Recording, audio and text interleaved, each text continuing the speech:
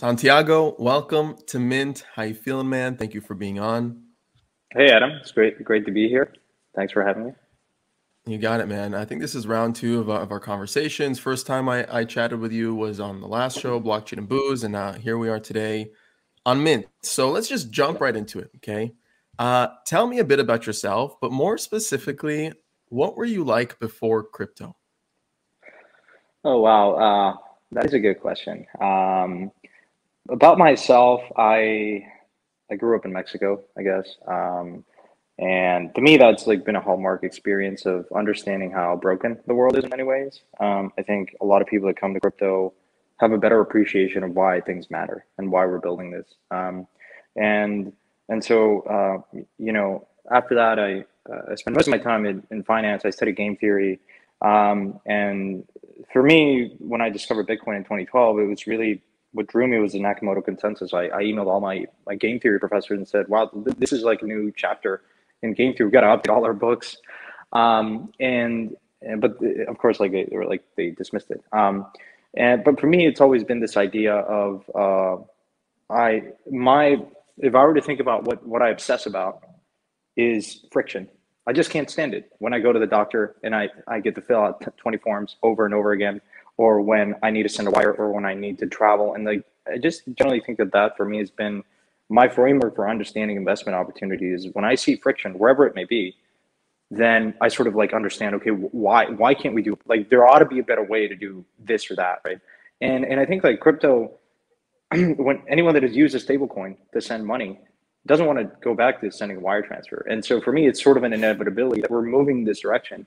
Anyone that is critical of crypto hasn't used it. And I think like, or is trapped in the state of the world where it was just Bitcoin and you didn't have a lot of usability in these systems. Whereas today, I think we're entering, and what's been most interesting to me over the last like really like kind of like year and a half to two, is that we are entering into like a state of the world where crypto applications are providing equal or more functionality across the board than traditional like systems. And that's, I think, like any piece of technology that gets adopted is successful needs to provide a 10x better improvement. And incredibly, places in crypto are faster, better, sometimes cheaper, but depending on how you define those things, it's very subjective. I understand that, but that's what's like.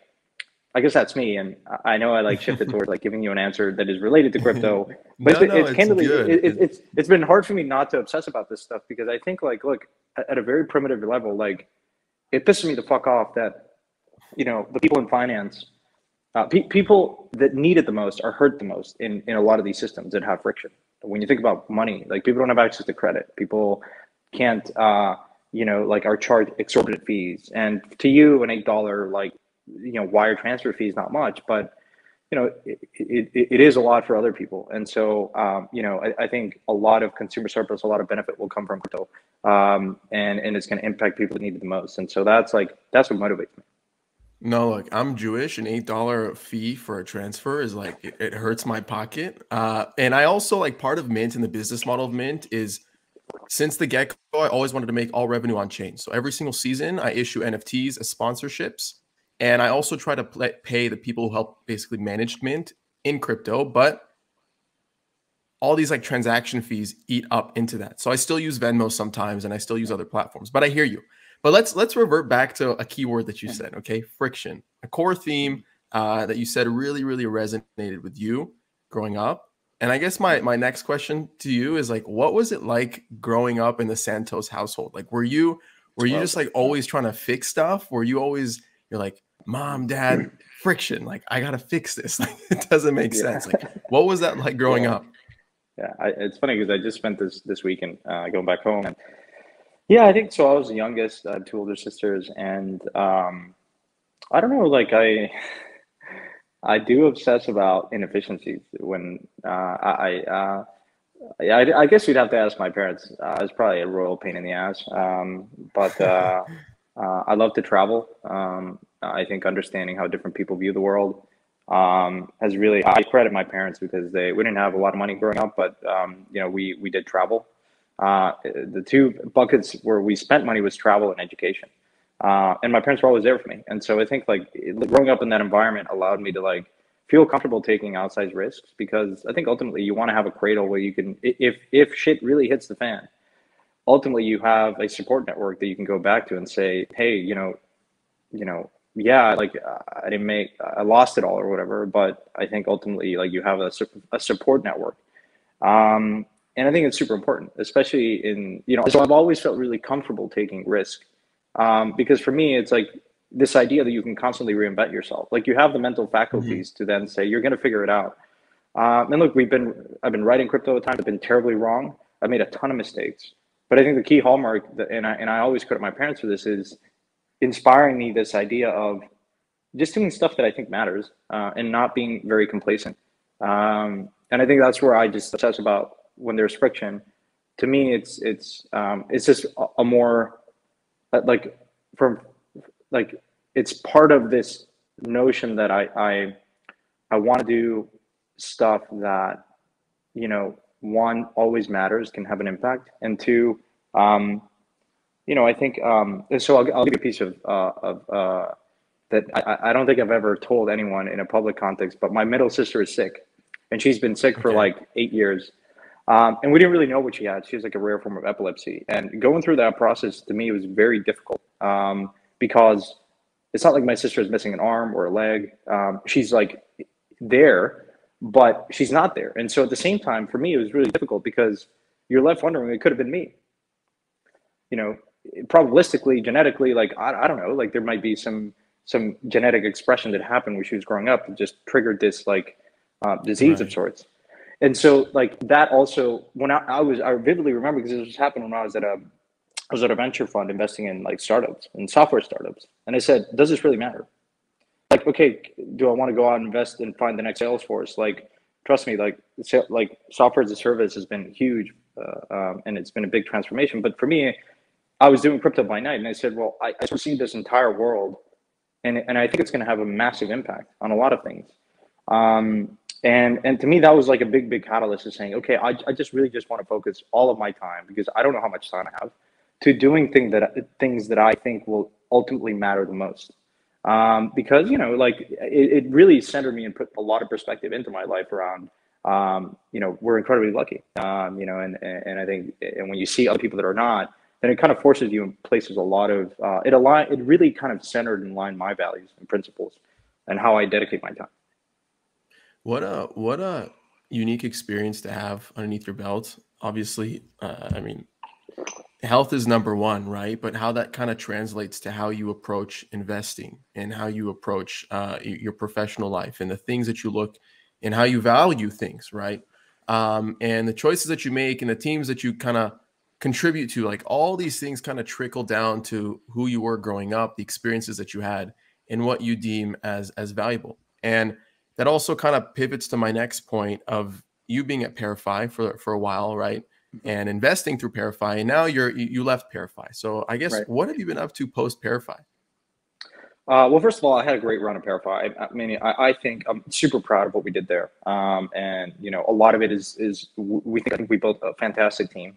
Anjan, Nick, Mika, Ben was my partner, and Adrian. Like we really just grew the team. When I joined, we were a team of we were in a WeWork in San Francisco, and we had very little capital, but we had really strong backing from like folks like Bain and KKR, and I think ultimately that was a really fun ride. I think we were the first vertically focused crypto fund. Most crypto funds are just very general, right? So we're gonna just invest broadly in crypto, but we are focused on what we it was just, we think the DeFi is going to be transformational, and we just sort of like focused on that. And I credit a lot of our success to that, because founders knew that we were active users in these systems, like early beta testers. And so I think that was a fantastic ride. I'm now, so what I'm doing now, I see this massive opportunity of a convergence of like three things really, like DAOs as a broader circle. Within that you have, or define that like as a metaverse. And within that you have like very interesting stuff happening in NFT land, which is onboarding, like that is sort of the Trojan horse of crypto. Most people enter, they buy NFTs. Over the last 8 years, I've tried to explain why crypto to people, and it's been difficult. But NFTs make it very relatable because people love collecting. And I think this is going to be an onboarding mechanism for millions, right? And then you have gaming attached to that. So what's happening in Axie's been probably is showing the world and even game studios of how powerful this can be. And then you have DeFi. And so I think there's going to be a convergence of all these three worlds in the metaverse, which is we're spending more time in the digital world. And I think, you know, so I'm excited about that. I'm investing as an angel. I'm advising people, like, you know, helping teams and founders in any way that I can. And then, you know, maybe I'll launch a podcast. Who knows? I think where I want to focus more of my energy, part of my energy is helping create like just pure educational content without any agenda or like, you know, like, or make it as just as helpful for people, because unfortunately I think that the people get called up on stage on CNBC and Bloomberg are always talking about price, are always talking about in a very defensive context. It's like I don't want to just like, I think when you inherently talk about crypto, most of the narrative has always been we're gonna explode Wall Street as we know it, and we're gonna, like, you know, this very crypto punk attitude. And I think it's defensive because we all know that. Look, we've all been in these dinner conversations and Thanksgiving and what have you, and people are like, oh, this is a scam, this is drug money, this is Silk Road stuff. And it's difficult to overcome that. The natural response is to be very defensive when someone is constantly asking you questions. But I think generally more and more people are very interested now in crypto because of NFTs or gaming or what have you. And I think there's an opportunity to just create very, you know, all we need to do is just explain this technology for what it is and go out and encourage people to use it. And that's it. We don't need to do anything else. I don't care if Doge is $1 or $5. Who fucking cares? Like, when you talk about that, it really discredits this, because when people see these charlatans and go on TV, naturally it's like, oh, this is like the guy that couldn't get into investment banking, that wasn't successful in Wall Street, ended up going to crypto, was lucky, and now he thinks he's a genius. And I think that doesn't serve us well, because ultimately there's a lot of really smart people here that don't have the microphone, but they'd be much better stewards of communicating this technology to the broader world. So if you had a podcast, what would be your first episode? What do you think? What topic? Oh, that's great. I mean, isn't that what you're going through now? I don't know. You have more experience than I do on this, but I would probably bring on like Ray Dalio, because someone that's been critical about this stuff, but he's sort of like gone through the journey of being critical and skeptical, and now, as I understand it, has exposure to it, and understanding what went into that, and just talking about the hard stuff, like what took him so long. Maybe I'd bring on someone that is extremely critical of it. I don't know. I think those are the kind of discussions that we need to have. Why did you hop on the bandwagon of crypto so quickly versus someone, let's say, like Ray Dalio, who took his time, kind of thing? Like, what did you see that you think others missed early on? I don't know. For me, it was just playing with it. I think I said, this is interesting. It sounds like a little crazy. Like, I love Harry Potter, I guess. And so, like, Magical Internet Money headline on Reddit forum, like, really got my attention. And then I said, well, I want to try this. Because, again, I said, remittances to me was the immediate use case for Bitcoin. And I said, I'm gonna go out and try to buy like a bunch of Bitcoin and send it to like 20 people. And if they can convert it, or I think it was 10 or 20, and it said if they can convert it to local currency, pesos, then you're immediately displacing the remittance flows. Like, you kill Western unions of the world that are charging 8-10%. And so, to me, the hallmark of why I became increasingly interested in this technology is just playing with it, like using it. That's what led me to DeFi early. That's what has led me to like stuff like Axie and Illuvium, like gaming and NFTs. That was probably like what was the most interesting to me. The other component is like open source, because I was investing in open source software at this venture fund called Sage Capital, and this was at a time where like most VCs were just like, how do you monetize stuff that is inherently free, right? Because open source, like Linux, like you just develop this piece of code and it can be copied, and it's like very counterintuitive to say, how am I going to monetize something that is inherently free and open to the world? It sort of comes from like this archaic model, like IP and protection, but our thesis there was like a lot of value can be created. Stuff like Mongo, Alfresco, and like some of these systems like Red Hat are open source, but they provide value-added services. They attract really smart people to develop stuff. And when I saw Ethereum, like to me, that was the aha. It was like, oh, okay, like open source software development is really powerful because it attracts smart people to just in this collaborative environment, just come and go, right? Particularly Linux. But you have two problems with that. One is continuity. Like, you know, how do you actually pay these people, like, and incentivize them to like continue to develop? A lot of traditional open source development is being subsidized by people at Google and Facebook and Netflix that just have spare time, right? Google has this policy people can work on their pet projects for a day. A lot of it is going in open source development. And the second one is like accruing value to contributors, right? Like Linux himself didn't actually make a lot of money developing this system, or the developers like Tim Berners-Lee didn't capture as much money as you would have thought, right? You would have said, oh, this must be the richest guy in the world because he just literally developed the internet. But it's been like the top aggregators that have accrued most value. And so when I saw Ethereum, I said, okay, this general smart contract platform can solve a lot of the problems of open source development. And I think what is most exciting is I didn't know if DeFi was going to be anything. I just sort of the bet there was, okay, well, really cool stuff happens in open source development. The pace of innovation and iteration is much, much faster. It's like compounding. Mm-hmm. And then when you layer on top of that really good token design and economics to accrue value, then it just like is going to be explosive. And I think I was lucky that I was in San Francisco at the time. I was investing in open source software, and I saw it here early on because I had just been investing by night in crypto and was obsessing about it. And I guess the last point I'll say is, it to this day is still very encouraging that most of the smartest people of like a different era are highly critical of this space, without really truly taking time, I think, as far as I understand it, when I talk to them about understanding this technology. And to me, it's always been like, anytime someone really, really has a visceral reaction to something, it's like, well, just probe there, right? Because like nothing is truly obvious in this world, like nothing. And I think I've said it before, but when you think something is obvious, it's probably not. It's your perception of it, and is that you probably do not understand it to the level of granularity, because nothing truly is. Everything is at the end of the day a state of probabilities, and people love to think in binary terms. People love to dismiss stuff because it conflicts with their worldview, or it conflicts with their portfolio and their bags, or whatever.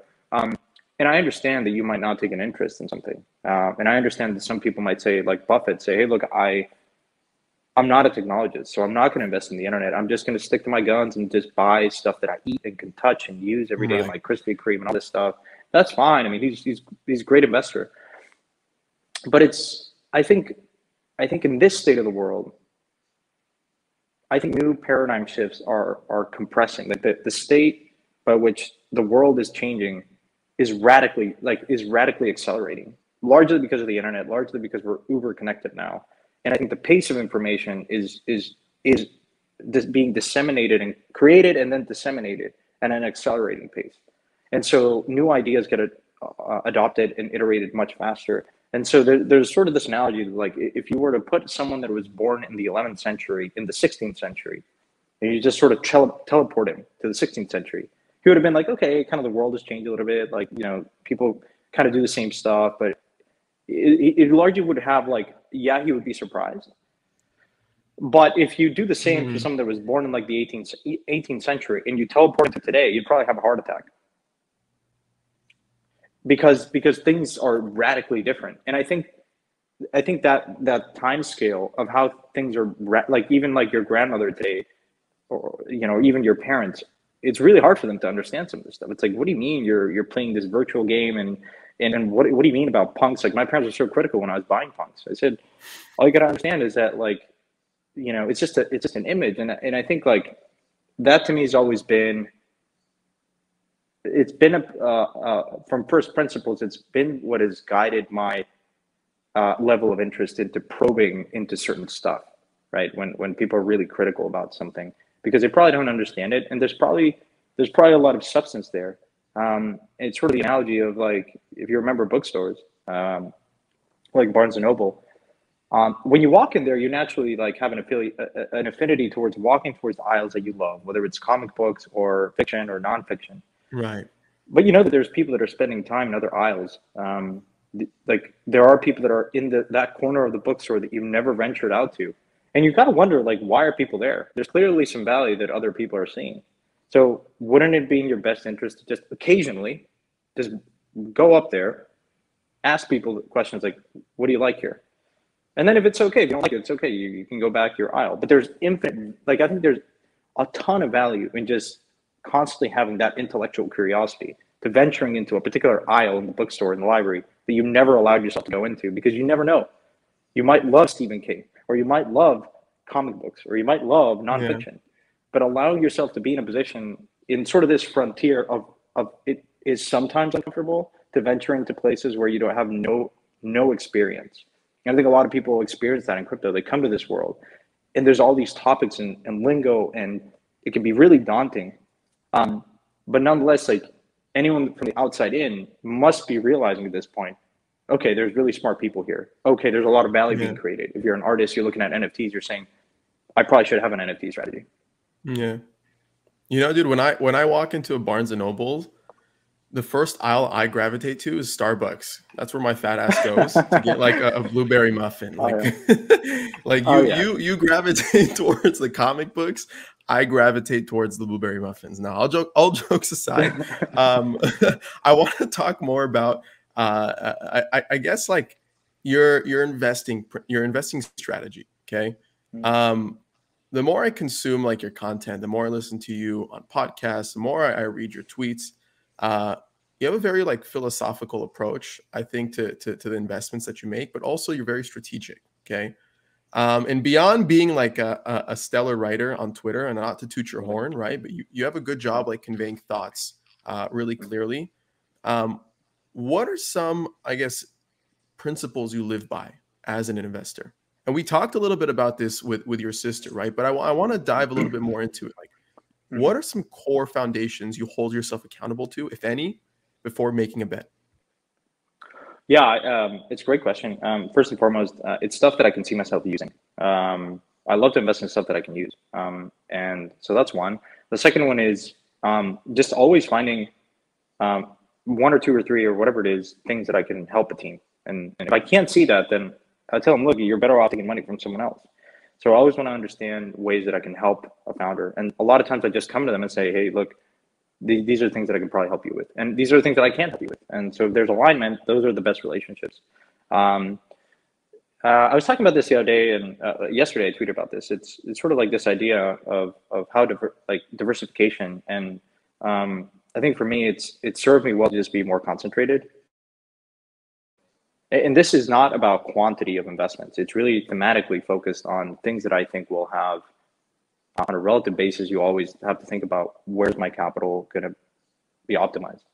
And so, you know, I think like not spreading myself too thin. I mean, at ParaFi, we're focused on DeFi. Today, I'm increasingly focused on investing a lot in games and NFTs and still DeFi. But for me, it's been just helpful to know the people that come to me or I go to them understand in the things that I'm investing in, because there's a lot of leverage that I get for just being very focused on a particular theme and observing trends and how the space is evolving, and then leveraging that across. And it's not sharing insights between protocols. It's just more so from that vantage point, just being in a position where I can observe what Axi's doing, then Yield Guild's doing, then Illuvium is doing, and then other games. And so that serves me well. And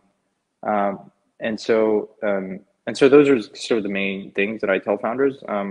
At the core of it is, again, you know, it needs to have impact, I think. I think that's been the case for most crypto investments. I think a lot of times understanding what motivates a founder is super important. Like, why are they building? And getting to know them before I make an investment is because a lot of times, you know, it's unclear if a founder is going to grind it out through a bear market. And I just want to always see that of what really motivates them. And I think the founders that I've been had the privilege to back, I think most of them, if not all of them, have this growing desire to. It's pretty awesome to be in my position where I get to talk to people that have thought about problems for their entire life and have way more experience and domain expertise. And then it's you know, just it's super encouraging to hear them say, hey, look, I want to truly transform how, you know, banks operate. Or derivatives work or what have you. And so, yeah, those are probably some of the main things. I'm sure I'm missing some. So you see yourself using it. That's one principle. The level of impact that it has, the founder's conviction and their belief and their underlying like motivation and inspiration to solve that problem. Those are like the three main kind of takeaways that I got. Yeah. But I know you've been investing since early 2012.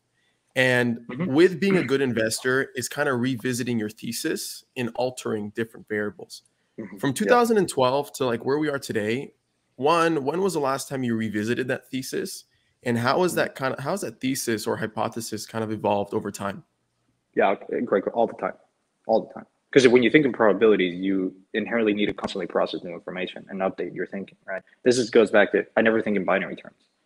There is a state of the world where Bitcoin is not successful at all, because, you know, who knows how the security budget of Bitcoin is going to work after a certain point where block rewards diminish. So like, and what is that? And so like naturally, I think, you know, you constantly need to think about that. And there is a version of this world where I think it's not as successful. There's also not a zero sum game, I think, in all this space. Like there's going to be a lot of value created. So thinking in maximalist terms is, I've never had it. I've had inclinations naturally where I'm investing a lot in the Ethereum ecosystem. Now Solana, increasingly mostly Solana and Ethereum. But you always need to constantly like think in probabilities. And so yeah, like I made a lot of mistakes. I think the key learning, for instance, in 2017, I was investing in a lot of like higher up the stack protocols and applications, and a lot of which had dependencies, meaning like without a highly credible throughput like layer one, well, a lot of social use cases are not going to work because it's super expensive, right? And so that's one example. Or like there's this idea like, hey, let's decentralize everything, and no, you don't have to decentralize everything, because you need to wonder like, what are you actually gaining, right? And does it really matter? It works for money, right? Where you're minimizing. The only reason you want to have DeFi is because it minimizes counterparty risk, and that is super valuable to a financial participant, right? Like, you know, not relying on a middleman that is going to approve stuff. It's going to take time, and it has counterparty risk. That matters, right? And so having a highly transparent financial system that you know is extremely valuable because the stakes are high. But should you be creating a decentralized Uber? I don't know. Decentralized Airbnb? I don't know. Can some of those applications borrow some elements of crypto? Probably. And so I think like those were some of the mistakes like I made in 2017, was just investing in stuff that was too far ahead of its time. And the reason I kind of then understood that and probably stayed away from a lot of them was because it had a lot of dependencies, because you needed to have a place where you can store these files correctly. So you need to have something like IPFS, and it wasn't around. You needed to have an L2 that could credibly like support a lot of transactions. You didn't have, or something like a more throughput like blockchain like Solana, which didn't exist.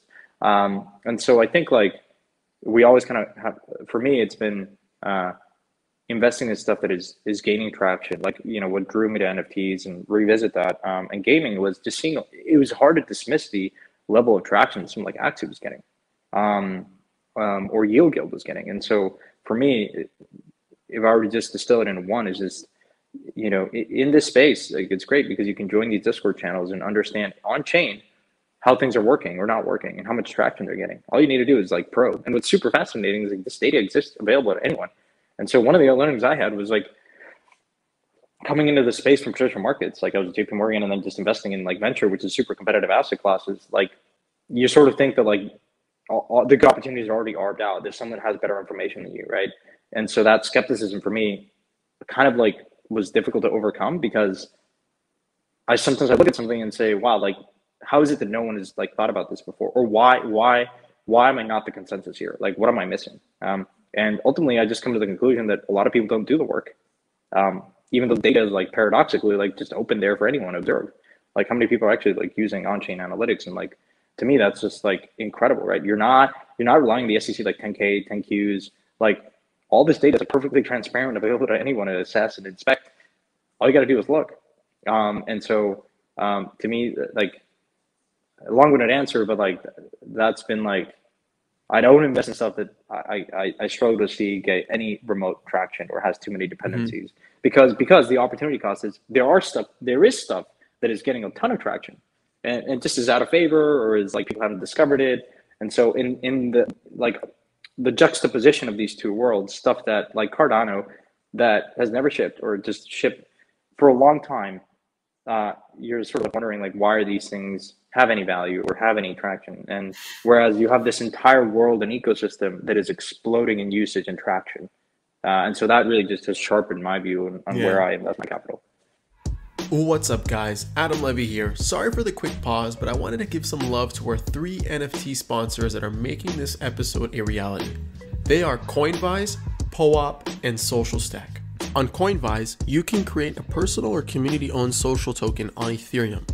Coinvise also helps you create incentives through token rewards and bounties, NFT business models, and bot integrations for Discord. Discover more by visiting coinvise.co today. Next up, we have POAP, or short for Proof of Attendance Protocol, who enables a novel way of creating one's life diary. Leveraging NFT technology, POAP facilitates an easy way to mint non-fungible tokens related to meaningful events. It's frequently used in crypto-native communities, and now it's starting to create NFT collectors in the mainstream too. Collect or launch your own POAP today by visiting poap.xyz. Next up, we have Social Stack, a platform for communities, brands, and creators to build mission-driven social token economies. Offering an easy-to-use, non-custodial wallet with a suite of open-source community engagement tools, Social Stack makes it simple to bring your community into Web3 and be a part of creating an open-source, gratitude-driven future for social tokens. Create a free social token wallet, discover mission-driven social token communities, or apply to launch your own token on Social Stack by visiting socialstack.co today. All right, back to the episode. You're very much at the type of person that says, just look at the data. Like, I don't invest with emotion, rather with logic and rationale. And I know other people make investment decisions based off what their gut tells them. And I think it's interesting to hear everybody's point of view. One thing you brought up that's super interesting is, and this kind of takes me back to, and I'm not going to quote the date, but before the roads, there were the cars, and everybody built the vehicles that drove on dirt before building the highways and the foundation that allowed for a smoother finish. And it feels like we're first now building the roads, the infrastructure layers like IPFS, like Ethereum, all these platforms that are composable and can be built on top of. And now we're like seeing the rise of the cars and all these different cars being built to use these roads. And I think it's super applicable to kind of your analogy of, we gave people the foundation, right? Let's see what they do with it. And I'll bet the ones that align with my thesis as an investor. And I want to take the conversation now to social tokens, okay? And the reason why I want to talk about social tokens, it's a topic that I bring up with everyone on the podcast, and it's why Mint exists. It's the impetus of where crypto meets creator, in my opinion, along with NFTs, along with DAOs, et cetera, et cetera. But I quit my job at Draper Goren Holm because I had the opportunity to do a social token for a DJ, okay? And we put it on the back burner because just the tools and platforms weren't necessarily there to bring it to life. But it got me thinking, like, social tokens as an alternative investment class, and particularly the first thing that comes to mind is like FWB. Okay, so I wanna read a couple stats from some of like the top performing social tokens that I came across, and get your opinion on something. Okay, so Ali Coin, which is the coin of Ali McPherson, she was on episode 1, season 1 of Mint, December 2020. Her token hovered around 20 cents, and with its recent peak hitting $53 in September 2021. Playcoin, David Play, season 1, episode 10, I think, of Mint, April 22nd, 2021, started at around $4.50, and now it's hovering around $40. FWB, which I'm looking back to May 2020, hovered around $6.50, and is now comfortably today, October 5th, at around $130. Forefront is another good example, and the list goes on and on and on. So these social tokens as like an alternative investment class, one, how do you feel about them? Okay, and second, how do you feel them kind of playing a more significant role of a hedge fund's portfolio in the future? Do you see that happening over time? Yeah, absolutely. How is a social token any different than Facebook equity or Twitter? I mean, it's just sort of like an aggregation, right? Facebook's doing the aggregation of everyone's posting stuff because, it's sort of, they've created this platform where people can just You know, I'm incentivized to tweet because, you know, I want to get my word out and connect with other people. But at the end of the day, like what drives human activities is this idea of like connecting with other people. And blockchains are great coordination mechanisms. And now you're sort of going direct to your audience. Why wouldn't you?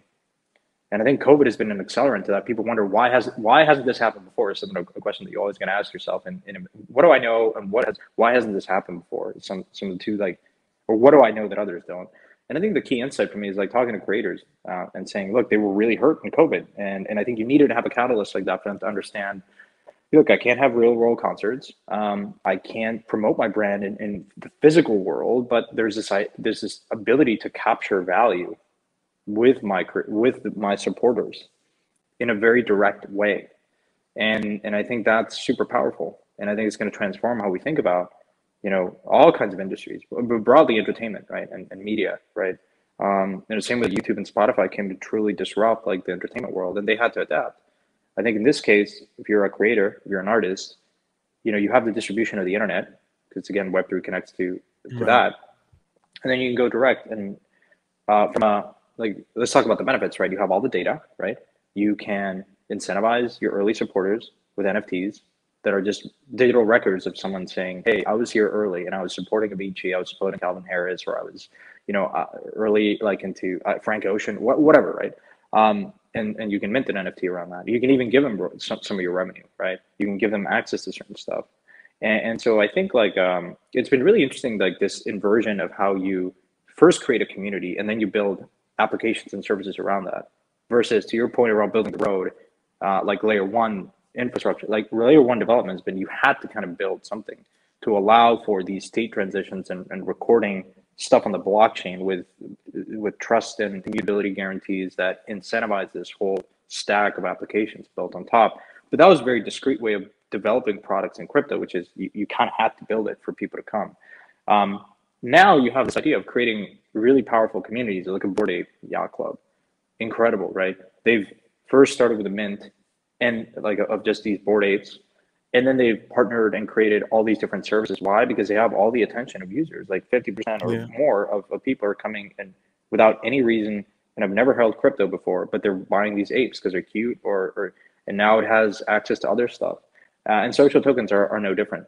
In my mind, it's this idea of I own my brand. You created Mint because you want to own your brand, right? And I think that's super powerful. Unfortunately, fortunately or unfortunately, I think social networks are going to realize and recognize that, you know, they should have probably been more generous to their users, especially early users that have created a ton of value. And I think things are inherently, there's a lot of friction there and a lot of discontent. What do you kind of see the future of creators and the creator economy in general spiraling towards? And I only bring that up because of your last point of social networks will realize that they should have favored their earliest creators much better. I think there's one platform in particular that's doing this, like TikTok. And the most relevant example that comes to mind that they've done, just to give more context, is I remember early on when a lot of early creators were picking up traction and virality, they started sending them care packages, you know, to show appreciation. This is like a package that was shipped to them that they invested money into, that they invested time to curate for this individual, you know? So whether it be through a token or whether it be an act of kindness, right? These types of collaborations, this type of recognition, I think is forming much better on TikTok than Instagram or Twitter, for example. But what do you see this, like this next wave of the creator economy kind of spiraling towards? Yeah, I mean, I think we're just in the very early stages of this explosion of creating social value and capturing this goodwill that exists in the world. You know, when you think about the popularity of, for instance, sneakers of Nike, like a lot of it is tied to, I don't know, like in particular, like Jordans, right? Like Michael Jordan, sure, he got endorsements and he got paid a ton. But still, I mean, I think if you're not Michael Jordan, if you're just a really talented developer or a creator, then you just go direct and you just say, hey, you know, ultimately think about how many people haven't been discovered just because they don't have access to these gatekeepers, or that an algorithm doesn't push them up the stack. It's really hard, right? It's really hard to get discovered, or has been. But now you're sort of seeing in the NFT world where so many people are just being discovered, like Ferocious and you know, people have been doing a lot for a long time, but like there's this whole set of artists that are coming and minting NFTs, creating and uploading their art and getting a ton of traction. And so I think like, you know, it starts with just creating your art. It starts with just, you know, maybe issuing your own token. I think what's going to be super interesting is what else do you do with that? You know, Bored Apes has been, I think, one of the more impressive like projects that has had a iterated very quickly on layering on services to their core engaged community. But if you're an artist, you know, like I don't know, Justin Lau has been sort of at the forefront of this and try to experiment and do this since 2017. He's now come a long way, I think, of like perhaps sharing revenue, like royalties to their fan base and early adopters. And so I think more and more like NFTs will be the cookies of Web3. It will allow you to understand who your core early believers are and fan base is, and then use that mechanism to stitch together the metaverse and the meet space. If you're going to have a concert in LA, well, you know, as opposed to relying on Ticketmaster, then you might just give access to, like, Friends with Benefits has done this extremely well in crypto conferences, right? You can go to their events, and they did it in Miami and Paris. And so I think like, but the use cases are vast, right? It could really be anyone, right? It could be a writer. It could be, I don't want to just say it's just an artist, like a painter, if you will. It could be a musician, a writer, anyone really. Yeah. I think part of creating that, of people owning their creator economy, comes with the element of the level of liquidity, the amount of value that's captured through, whether it be their NFTs, whether it be through their social token. And something that's obviously super familiar to you is DeFi lending, DeFi borrowing. You're an avid supporter of Aave and a bunch of other protocols. How do you think about creator economies and these like micro social networks building out their own peer-to-peer lending and borrowing networks? Yeah. Does that make sense at all? Yeah. So what you're saying is like the ability to like borrow and lend against these social tokens. Exactly. But do so in a way where communities trust one another, right? And they trust the people in those communities. And for example, I may be more reluctant to take a loan from someone in FWB that I've interacted with, you know, online, rather than like, I don't know, going on Aave, for example. And not to say that I don't trust Aave or what they're building, right? I think from like a more normie point of view, these things are so hard to understand at a higher level that when you live and breathe in these communities, you become so part of them and so ingrained in them that it opens up opportunities for new DeFi products. Absolutely. Right? Yeah. I mean, basically what you're describing is a reputation layer, which is, you know, missing in DeFi, right? Because everything is over collateralized, and that it's not the optimal solution, right? Like, you know, in the traditional world, you have under collateralized loans because you have a credit score and their credit can be enforced through violence. Like you can go to, you know, people can, there's recourse, right? People value their credit score. And so, you know, you can go to a bank and borrow money without posting like, you know, over collateralized, right? Putting, you know, 120%, then borrow like, you know, a fraction of that.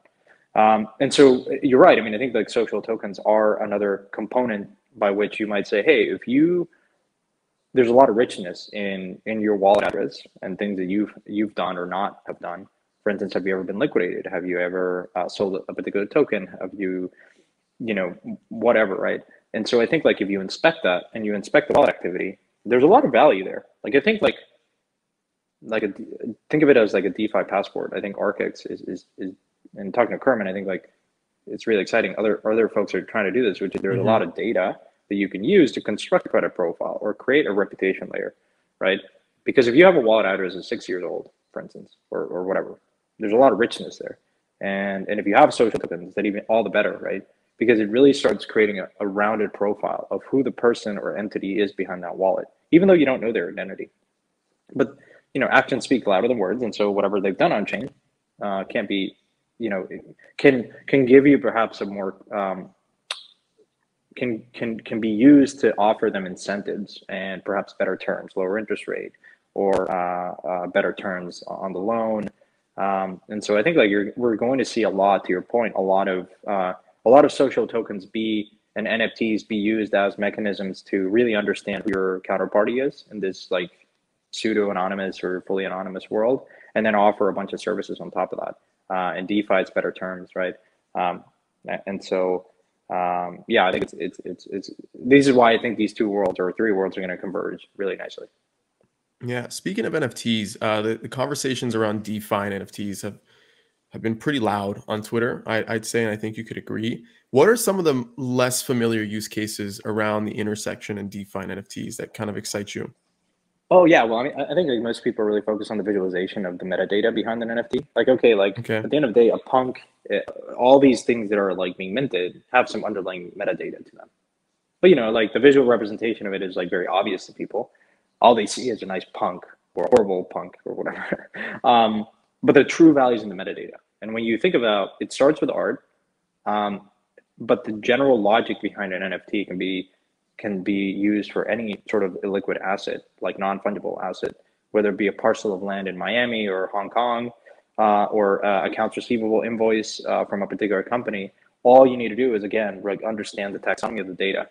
Yeah, so I think like it starts with art, but it's proving the use case of saying you take any sort of discrete non-fungible thing, liquid asset, and then you create more liquidity to that. So for instance, you know, you just NFT a bunch of parcels of land in Miami. Well, okay, I understand that an apartment in Brickell might be different. Like it's not one-to-one to an apartment in an adjacent building in Brickell. But, you know, you have reasonable data and the ability to then piece that together and say, like, this is no different than like mortgage-backed securities, right? Which in theory is, you know, it should work. The problem that in 2008, not to get too technical, is, you know, you just were using really bad data around correlation.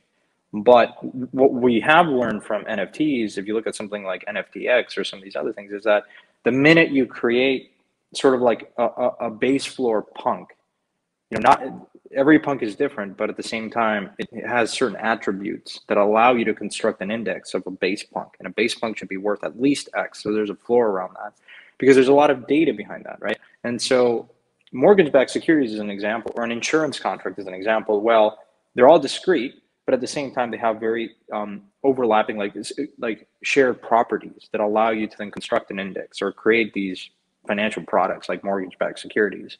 And what does that do? That removes friction because it increases that increases volume and how you can freely trade these things, right? How many, you know, apartments or piece, even if you fractionalize a set NFT, like it creates just more volume and velocity in transactions, right? And that creates better price discovery, and better price discovery then allows you to, you know, understand how liquid or illiquid an asset is, and then create credit terms around that and create money markets around that. And so you start seeing how all of this can work. Anytime you wonder, like, hey, you just sort of have to ask how easy it is for a company to get liquidity in their accounts receivable. Well, there's a whole like pocket of the market in Wall Street that like buys these things at cents in the dollar, but there's inefficiencies, right? Whereas if you could fractionalize pieces of that, then it just creates a more fluid market. And so I think we're going to see an explosion of using NFTs to bring more liquidity and price discovery to illiquid assets, just things that don't get traded as much because, you know, you can only buy one piece of an apartment. Well, maybe you can just buy a fractional of that. It goes, and the same is true for a lot of things, right? I'm just using real estate because it's perhaps more relatable to a lot of people. Yeah. Yeah. I want to talk about more of like one of the more recent big headlines that hit NFTs recently, with TikTok entering the space and one of your investments being Immutable X, supporting that entire wave, and which we can confidently say, if they do it correctly and the audience on TikTok kind of responds, that it's going to be one of the catalysts for NFT adoption. And just to give more context for those who are listening, TikTok is taking its own play on selling NBA Top Shot inspired moments on Immutable X, which is, correct me if I'm wrong, a layer 2 of Ethereum, right? Yep. Okay. And TikTok kind of coins it as own the videos that broke the internet. So you were an early investor in Immutable. What's your take on why TikTok decided to use Immutable over a competitor like Flow, for example? And it's an indirect competitor. I don't think it's a direct competitor, but let's say someone like Flow, because there was a lot of like talk around that on Twitter. Yeah, I think you have to understand like what drew me to Immutable was it's a team that's understands how painful it is to build on the layer 1. Like, so Robbie and the team built Gods on Chain, which was, I think, for a long time one of the highest grossing like NFT projects, but it was very expensive. So through that experience, then they said, hey, let's build a layer 2. that is specific and very well catered to NFTs and gaming applications. And so, I think ultimately each layer two, Starkware, like, Arbitrum, Optimism, and Immutable X just do certain trade-offs. And again, Immutable X is using Starkware technology to build, I think, one of just a very specific, I don't want to say just fully focused, but more specific blockchain, layer two, sorry, for NFTs and gaming. And so I think ultimately, like if you're a TikTok, you can say, hey, I can deploy on Solana, perhaps. I can deploy on Flow, and I can deploy on Immutable X. And I think, to this day, I think like you just benefit from the security guarantees of Ethereum, which is one of the more, if not the more battle tested, like, network out there, absent Bitcoin. And then you just, I think and you tap into the community and user base of Ethereum. And I think that's ultimately, the same way that perhaps Visa decided to, deploy on Ethereum and use Ethereum and enable USDC transfers, is because, Ethereum has been battle tested, it has more Lindy effect, it has more developers behind it. And so, that is sort of my bullish case for Ethereum, is that if you look at the number of developers and activity, it's not to say that other ecosystems are not growing, but Ethereum continues to be king in that perspective. Yeah. I want to pivot because we only have so much time left, and talk more about personal questions that you kind of, how you developed as an individual, as an investor, as just like a human in crypto. Okay. So what is one lesson that's taken you the longest to learn during your time in the space? That's a really good question. I think, so what is one lesson that has taken me longer to understand in the space? I think it's this impatience that I feel, I think others feel too, which is it's really hard to be in a position where you think that, it's probably going to sound like I'm contradicting myself, because to me, this technology is increasingly obvious. It's just a matter of when it's going to be deployed, when it's going to be adopted. And it's sort of hard that once you discover crypto and you start using it and you understand the potential that it might have, just being a little bit more patient in how these things will take to get true mainstream adoption. Because I still think we're super early. We're all kind of beta testers. But it is difficult because when you juxtapose that with how a lot of world problems that exist today, and you're saying, well, God damn it, I hope these things, like, what is it going to take for more people to realize that, the economy's not growing? There's all these different problems, like during COVID, right? People are getting checks in the mail or not getting them, or like it was just delayed for 3 weeks. And that means a lot of people are dying, right? Because if you're not getting a check in the mail, there's just a better way to do this. Like you just issue, like, take all the wallets of the entire population of the US and like issue, stream these payments to them and make it conditional. They can only spend it in X or Y. Like universal basic income is something that I'm super fascinated about. I think it solves a lot of the world problems. Like at this intersection, like with automation, a lot of jobs are going to be displaced, and you're going to have to retrain and give employment to a lot of people that are just going to go out of work because a machine will do certain roles better than a human. And I think like universal basic income is the solution to a lot of things, and I think crypto uniquely enables that. And I sometimes need to remind myself to be more patient, and serve that as sort of motivation to try to educate and try to expose the benefits of this technology to more and more people. But it can be difficult at times because, the world is not necessarily in a great spot in a number of ways. It's also in a beautiful spot because there's a lot of technology and there's this, pockets of the world that are seeing incredible innovations, like in healthcare, biotech, like, and in crypto. But there's many things in this world that are broken. And how do you live knowing that, at least from my perspective, that you sort of have the key to a lot of these things, and you kind of see the door, but there's like 3 bouncers that are like there and blocking you, and it's really frustrating. It really is very frustrating, especially when those bouncers don't care and don't take any interest in understanding how this technology can be used. And a lot of it is politicians. But I think ultimately things will sort themselves out, because I think in this century, I've said it, there will be, the countries and the places that were more crypto friendly will come out far ahead than the countries that resisted it. And look, I don't go as far as saying like the separation of money and state. Is that going to happen? Is that going to be a thing? It's probably not going to go down as easily as we think. Like, you look at the separation of church and state. There's a lot of revolutions attached to that. You have the separation of money and state, that, a non-sovereign store of value like Ethereum or Bitcoin or some other asset, a social token. The only function of the state at that point becomes, serving some sort of governance and court and maybe security. But I think it's going to be difficult. And the optimist in me says, well, we just got to keep pounding the table. We just got to create better content, go and meet these people, understand their interests. But yeah, it can be frustrating. I don't know if you felt it, but it can be very frustrating at times to have key decision makers take no interest in crypto and just speak out of their ass without truly understanding how this technology can impact a lot of their constituents. Yeah.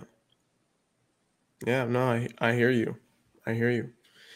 Next question is, if you could tokenize Hogwarts, where would you start and why? Oh, man. What blockchain would Hogwarts use? Wow. Great. Best question, by the way, because as you know, I love Harry Potter. I love Gryffindor naturally. So I would probably just, tokenize Gryffindor. I love the castle too. I mean, I have that Lego Harry Hogwarts like castle. It's amazing. So you're saying Gryffindor would have a social token? Oh yeah, 100%, 100%. Yeah, okay, Each house would probably have a social token, but Gryffindor would probably crush because it's the best house, in my opinion. So I'd probably tokenize that. Maybe even wands, but I think Gryffindor. I would start with Gryffindor, and just make it a social token. If you meet certain parameters, then you are part of Gryffindor. And so like have a test. There's like these tests online that you can take, and like it tells you if you're a Gryffindor or not, like the sorting hat test, which is, by the way, better than Myers-Briggs and all this random stuff like personality traits, astrology or whatever. I just think like if you're, everything you need to know is if you're a Gryffindor or you're not Gryffindor. And if you're Gryffindor, you get access to this token. So I would do that. I feel like your Tinder bio is just something like, which team are you on? 100%. And that's how you know if you're a match or not. I mean, totally. That's compatibility. Is if you're Hogwarts, if you're a Gryffindor, first you're a non-muggle. If you are, which means you're in crypto, then are you Gryffindor? And if you're Gryffindor, then all the better. Good answer. Good answer. If you were a ghost in the metaverse, what location do you think you would haunt? That's a great question. I don't know. There's all these different worlds that are like coming about, so I don't want to pick one but I guess I'm really excited about Illuvium.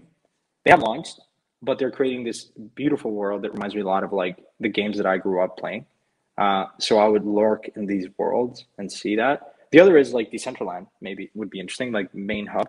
And it's an easy answer because you're going to see a lot of activity go through there. So I just think that the level of activity in Decentraland's like main square is probably going to there will be a point where it probably gets more eyeballs than Times Square in the next 20 years. And so if you're just lurking there, you're going to probably see a lot of like really interesting stuff happen.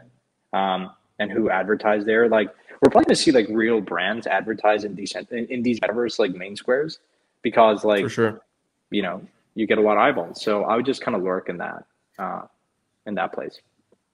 You missed like the most obvious answer, the Aveverse. What do you mean? Everyone's a ghost in the Aveverse. Well, that's true. Stunny might kill me for not saying that, but no, that is very true. So I'd be a floating Ave ghost in these metaverses. Nice. So I'll correct my answer.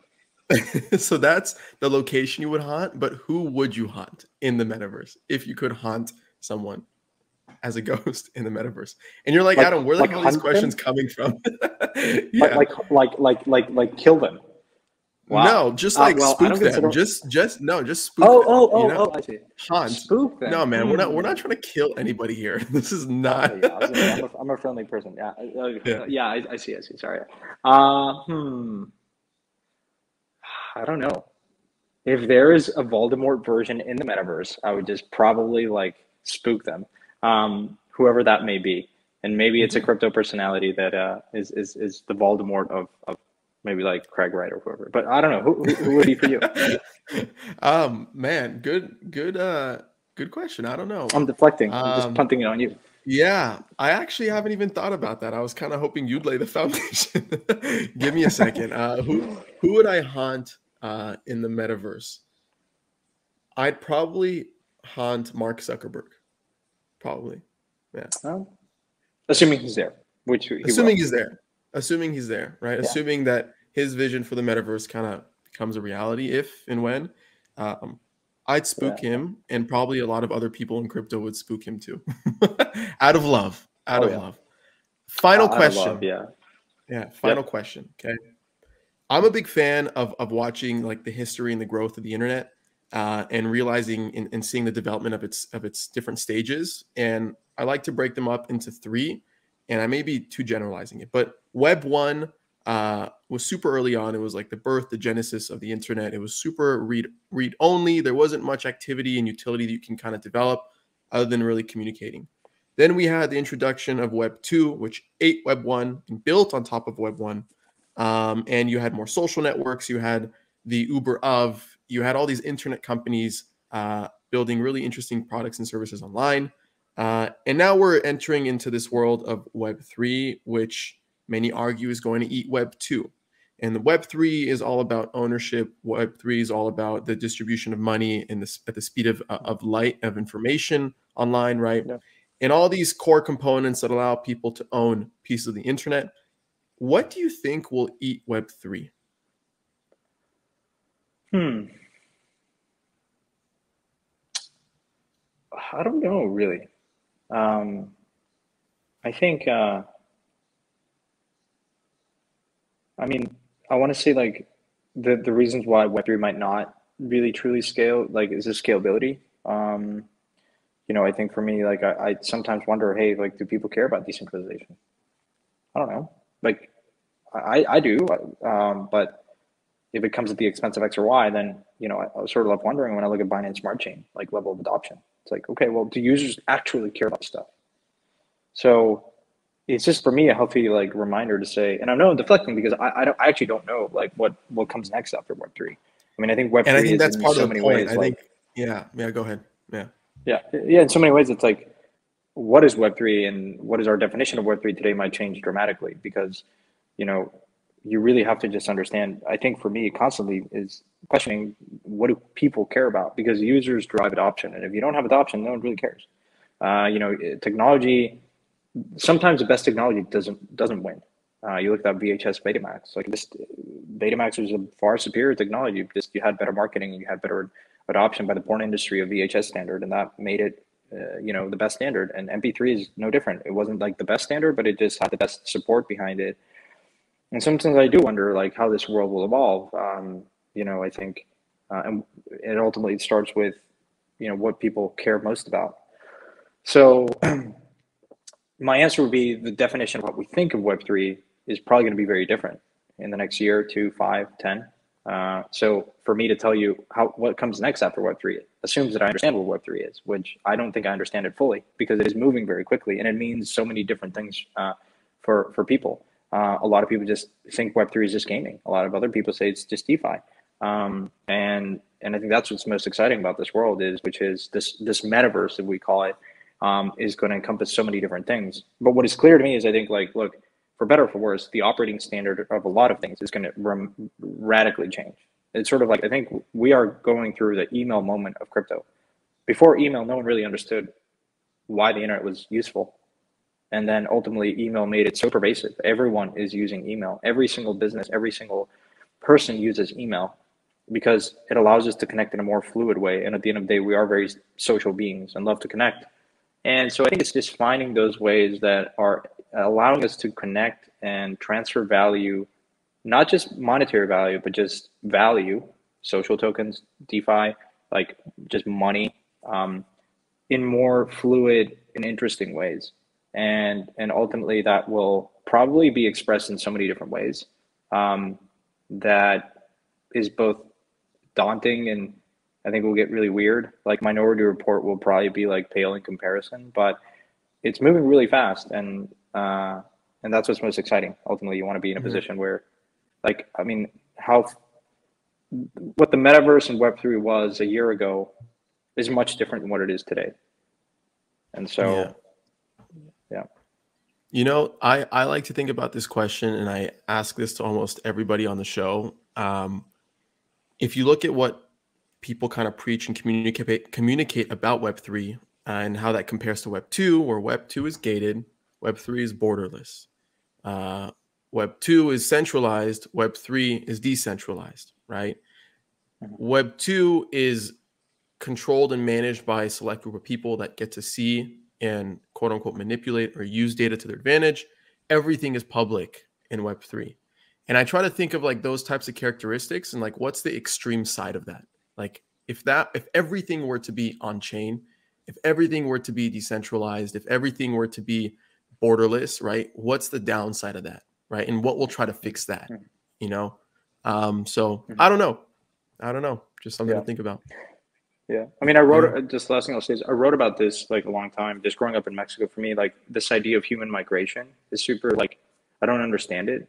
Like, why are we confined to man-made boundaries? And the downside of that is you see places like Africa that were just chopped up like a sandbox by Europeans. And like, candidly, a lot of the problems that you see in Africa today is because there's these man-made boundaries. And ultimately, what's most exciting is the idea. I think we are moving to a place where countries will become less important. I think communities will start in the digital world and then permeate to the physical world. Like, you look at esports, like I don't have any affiliation to my national team. Like I love, like if there's a soccer team of crypto, that would be my team, you know? And so like younger generations of, you know what I mean? Like younger generations are really going to just think about nationalism or whatever that means. Like, attached to open source communities that are very fluid. All we need to solve is being able to easily migrate. And when you have the ability to port over money that is non-sovereign, like Bitcoin, then you can go anywhere in the world. Then I think you'll see a shift in how we organize as humans, and the communities that we form. Like cities, a city like New York is more like London than what it is from Plano, Texas. But somehow we think about the United States. It goes to the last point, the early point that you were saying, which is there are shared values and principles that ultimately align us and coordinate us as humans. And I think we're going back to that, where that becomes the primary, like, gravitational pull to wherever you may go. And it's not you go to a particular country. It's not that you go to a particular jurisdiction. Is you're going to where you really want to be aligned with people that think like you, that share the same, maybe not think like you, but share the same values and principles. Right. And that is going to create that, like, reorganization, I think, will create a lot of value. And that's what, like, is probably most exciting about Web3. You know. Love it, man. I think that's a perfect place to end off. Before I let you go, shill yourself. Where can we find you? Where can we find Punk 9159? Take it away. There we go. I'm in the metaverse naturally, but just leave it there.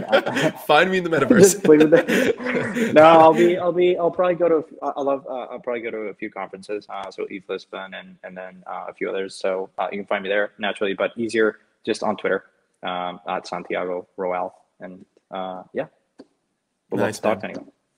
Thank you so much. Thank you for having me, Adam. It's always great to be here, and really appreciate the time.